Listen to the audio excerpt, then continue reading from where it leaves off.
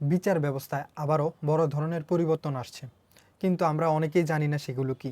সেজন্য আজকে আমরা দেখে আসব হাসিনার আমলে বিচার ব্যবস্থা কেমন ছিল, ইউনূস কি সংশোধন করেছে, এখন ইউনূসেরটা পরিবর্তন করে বিএনপি আবার কেমন করতে চাচ্ছে।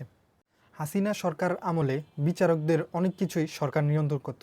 যেমন ধরুন, কে বিচারক হবে, কার পদোন্নতি হবে, তা সব কিছুই সরকার নিয়ন্ত্রণ করত। এক কথায় বলতে গেলে বিচার ব্যবস্থা মোটেও স্বাধীন ছিল না। তারপর ইউনূস সরকারের আমলে বিচার ব্যবস্থাকে স্বাধীন করার জন্য সর্বোচ্চ চেষ্টা করা হয় এবং সেজন্য কিছু পদক্ষেপও গ্রহণ করা হয়। সেগুলোর মধ্যে একটা হচ্ছে বিচারকদের জন্য আলাদা অফিস করা, যাতে তারা সরকারি অফিসের বাইরে অফিস করতে পারে। বিচারক নিয়োগ দেওয়ার জন্য আলাদা একটি বোর্ড করা হয়, যেখানে ওই বোর্ডের তারা সিদ্ধান্ত নিবে কে বিচারপতি হবে, কার পদোন্নতি হবে। কিন্তু হাসিনার আমলে সরকার অথবা মন্ত্রীরাই তা নিয়ন্ত্রণ করত। শেষেরটি হচ্ছে সরকারের নিয়ন্ত্রণ কমানো।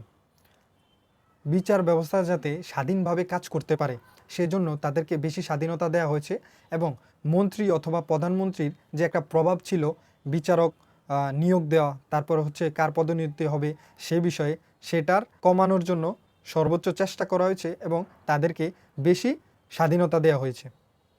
এখন আসি বর্তমান সময়ে কি পরিবর্তন হচ্ছে। বর্তমান সময়ে ইউনূস সরকার যে 3টি কাজ করেছিল, আলাদা অফিস করা, বিচারক নির্বাচন করার জন্য আলাদা বোর্ড করা, তারপরে হচ্ছে বিচার ব্যবস্থাকে আলাদা স্বাধীনতা দেওয়া যাতে তারা স্বাধীনভাবে ডিসিশন নিতে পারে, সেই তিনোটা রাস্তাই বিএনপি বন্ধ করে দিয়েছে অথবা করতে যাচ্ছে। তারা আবার আওয়ামী লীগের আমলে বিচার ব্যবস্থা যেমন ছিল ওই রূপে ফিরিয়ে নিয়ে যাচ্ছে। আর এটা বর্তমান সময়ে আমাদের জন্য সবচেয়ে বড় শঙ্কার বিষয়, কারণ আমরা জানি বিচার ব্যবস্থা যদি স্বাধীন না হয় আমরা কখনোই ন্যায় বিচার পাবো না। এমনিও আমরা কখনো ন্যায় বিচার পাইনি, এরকমটা হলে আগামীতে আর কখনো পাওয়ারও কোনো সম্ভাবনা থাকবে না।